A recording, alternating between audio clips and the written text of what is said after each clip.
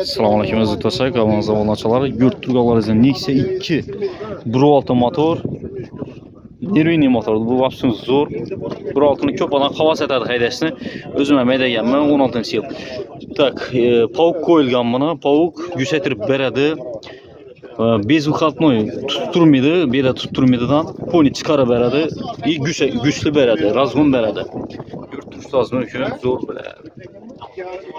Sostenasi zo'r vaqtim. Родной axı. Родной. Diskelerim vaqtim bir tema bo'lib turibdi bu yana. Bichalik bu. 15lik ekan bu. 15lik yumshoq.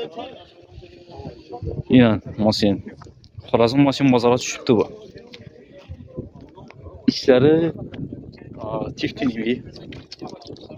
Yüzde niye bağlam koyuyor? Satız. Tak.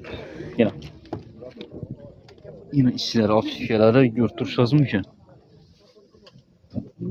Yine işleri yüzde niye bağlam bay yanadı. Götürüşüz mü ki? Yani 96.000 kilometre yurt tuttu ya. Nes rulda koyulgan. Kendilere egasini aytishi bo'yicha bellarim ham yonadi, bellarim yana. Egasini aytishi bo'yicha 60 million pul dekilibdi masina. İçleri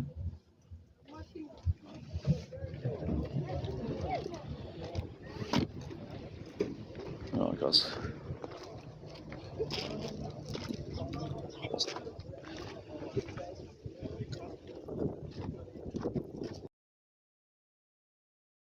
Nexia 2 1.6 motor.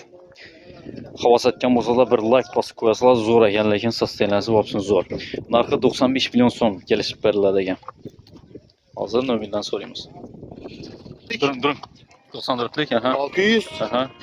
72 75. Shunda bilan bemalol bog'lanishingiz mumkin. Uçma.